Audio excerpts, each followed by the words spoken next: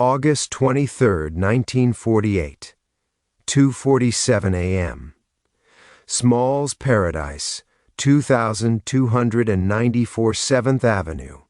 Bumpy Johnson watches his empire burn. Flames climb 3 stories high. The Cotton Club East, his club, his territory, his statement crackles into ash. 48 hours of liquor inventory. Gone. $12,000 in renovations. Smoke. The message is clear. The Luciano family wants Harlem, and they're willing to torch it to get it. But here's what Anthony Little Augie Pisano doesn't know as he watches from across Lenox Avenue, cigarette dangling, smile wide. Bumpy Johnson never loses. Not to the mob. Not to anyone. What happens next will change organized crime in America forever. It will make the 5 families bend the knee to a black man in an era when that was impossible. It will teach the Italian syndicates a lesson they'll whisper about in social clubs from Little Italy to Chicago. You don't burn a king's castle and expect to keep breathing. 3 weeks earlier, Harlem was a powder keg wrapped in jazz music and heroin dreams.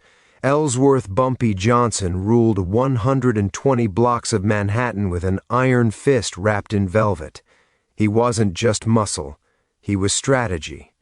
While other gangsters collected debts with baseball bats, Bumpy collected favors, information, loyalty. He owned policy banks, controlled numbers rackets, and moved narcotics with the precision of a military operation.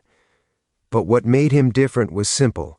Harlem loved him. He paid rent for widows, funded funerals, kept white mob enforcers north of 110th Street. To his people, he wasn't a criminal. He was protection.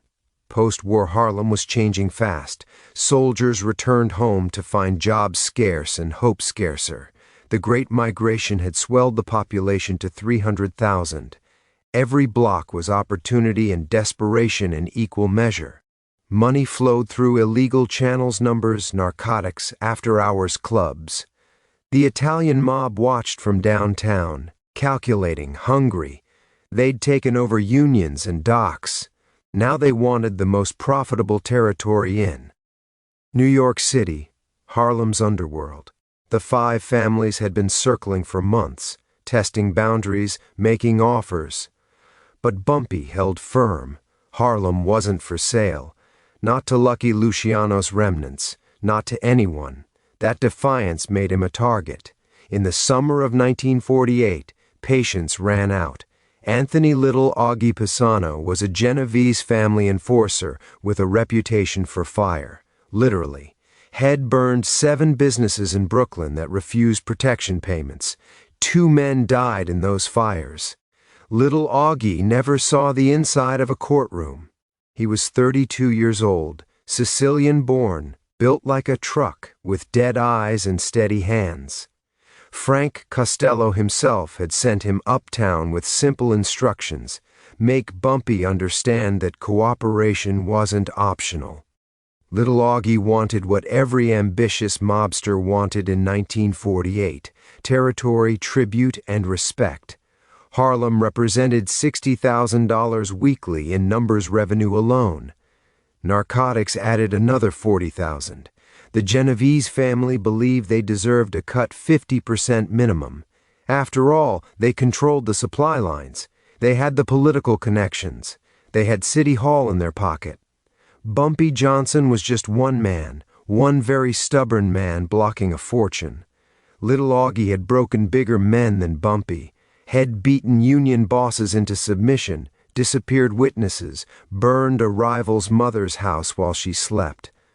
The body count followed him like cologne, at least 19 confirmed kills. The Genovese family gave him 12 soldiers, $40,000 operating budget, and carte blanche to do whatever necessary. Those were serious resources, serious intent. On August 1st, Little Augie delivered his ultimatum at the Lenox Lounge, face to face. No ambiguity. You give Costello half of Harlem's action or we take it all. Bumpy had sipped his whiskey, smiled, said nothing. That silence was an answer. Little Augie didn't like silence. Little Augie's plan was textbook mob intimidation, brutal and efficient, burn Bumpy's flagship establishment, make it public, make it hurt. The Cotton Club East wasn't just a venue, it was Bumpy's statement of power, a Harlem landmark on Lenox Avenue where politicians, celebrities, and gangsters mixed freely. Destroy it and you destroy the illusion of Bumpy's invincibility. Then, while Bumpy scrambles to respond, hit his policy banks, cut his income, force negotiation. The Genovese family had used this strategy in the Bronx and Queens. It worked. It would work again. August 21st, 3:15 a.m. 4 men with gasoline cans and malice. The Cotton Club East had closed 2 hours earlier. The night manager, Thomas Stick Rollins, was counting receipts in the back office. The attackers moved fast. Gasoline splashed across the main floor, the bar, the velvet booths. A match. Whoosh! Stick escaped through the kitchen. The club didn't. By dawn, nothing remained but charred beams and insurance questions. The fire marshal called it arson. Everyone in Harlem knew who was responsible. Police didn't investigate. They never did when mob business burned. At 11 a.m. that same morning, Little Augie sat in a booth at Small's Paradise, the legendary nightclub at 2294 7th Avenue, smoking a Cuban cigar. He wanted to be seen. Wanted Bumpy to know who held the torch. Smalls was neutral ground, owned by Ed Smalls, a black entrepreneur who stayed out of gang politics. The club smelled like morning coffee and last night's perfume. Light filtered through burgundy curtains. 20 witnesses saw Little Augie laugh, saw him order eggs Benedict, saw him toast the air with champagne. At 11:47 a.m., the door opened. Bumpy Johnson walked in, alone, no bodyguards, no visible weapons. He wore a gray suit, perfectly pressed. His shoes clicked on hardwood. The room temperature dropped. Every conversation stopped. Every eye tracked Bumpy's movement. Little Augie's smile widened. This was easier than expected.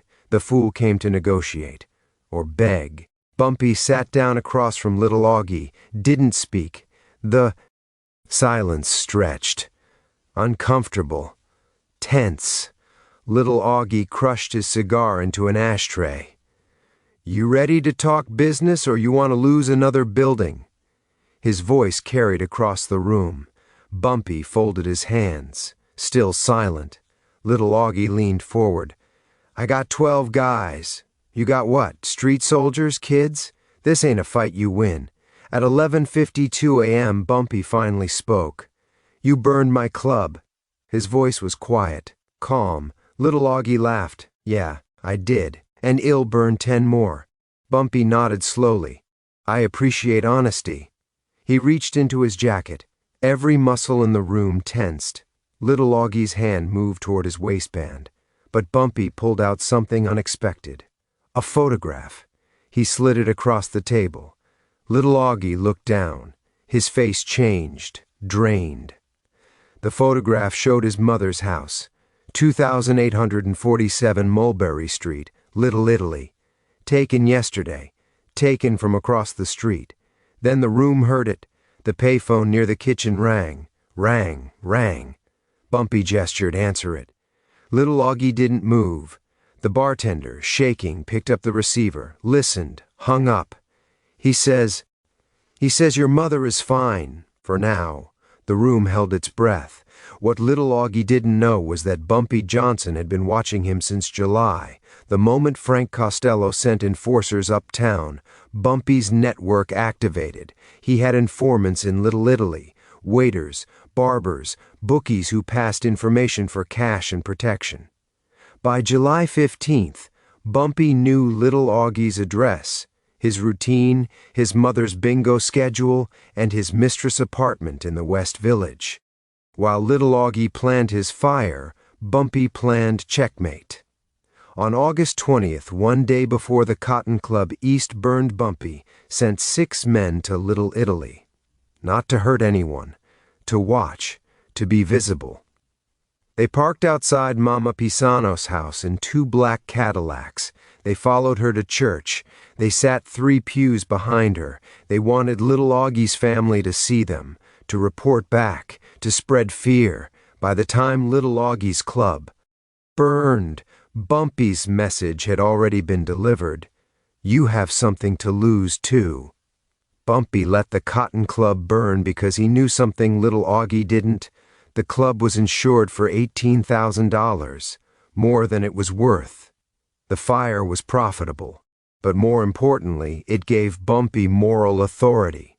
Self-defense. Little Augie struck first. Now anything Bumpy did was justified. Chess, not checkers. At 11:54 a.m. in Small's Paradise, Bumpy leaned back. His voice dropped to a whisper that somehow filled the entire room. I let you burn my building. You think that makes you powerful, but power isn't destruction. Power is knowing I could have stopped you and chose not to. Power is sitting across from you right now, unarmed, while 6 of my people are having coffee with your mother in Little Italy. He pulled out a second photograph. Little Augie's mistress, entering her apartment, time-stamped yesterday. You want Harlem? You'll pay with everyone you love. Not money. Blood, your family's blood. That's the price. You ready to pay it? Little Augie's hand trembled. The cigar smoke seemed to choke him now. Bumpy stood, straightened his tie. Tell Costello that Harlem takes care of its own problems. Tell him I said no, and if one more building burns, Mulberry Street burns brighter. He walked out, same calm stride, the door closed behind him. Little Augie sat frozen. The champagne glass in front of him looked like poison at 12:17 p.m. Little Augie left Small's Paradise without finishing his eggs. He drove straight back to Little Italy. By 3 p.m. he was sitting in a social club on Mulberry Street, explaining to Frank Costello why pressing Bumpy Johnson further was a strategic mistake. The room was tense. Costello didn't like being told what he couldn't do. But Little Augie was clear. He's got people inside our neighborhood, deep, and he's crazy enough to start a war that brings heat on everyone. Costello made phone calls, consulted with the commission. By evening the decision was made. Harlem stays independent. For now.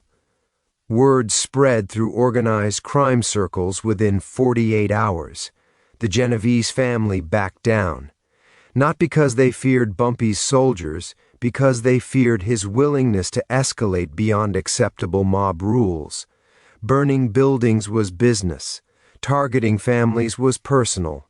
Personal wars attracted federal attention, newspaper headlines, and Senate investigations. Nobody wanted that in 1948. Bumpy had weaponized the mob's own code against them. Within a week, 3 other families sent representatives to Harlem, not to threaten, to negotiate. Bumpy accepted tribute small percentages on narcotics shipments passing through his territory. He allowed Italian distributors access, but only on his terms. Harlem remained independent. More than that, Bumpy Johnson became the first black gangster to force the 5 families into partnership rather than domination. The balance of power had shifted, one photograph at a time. This moment redefined organized crime's racial hierarchy in New York City. Before August 1948, black gangsters were considered subordinate street-level enforcers for white syndicates. After Bumpy's standoff with Little Augie, that assumption cracked. The 5 families learned that territory wasn't just about muscle or money. It was about intelligence, about knowing your enemy better than they knew themselves. Bumpy didn't win with violence. He won by proving he could deliver violence more precisely and more devastatingly than they could imagine. That fear earned respect. Bumpy Johnson understood what many gangsters didn't. Real power is restraint. Anyone can pull a trigger. Few can sit across from an enemy, unarmed, and make them believe their entire world is already compromised. That's psychological warfare. That's genius.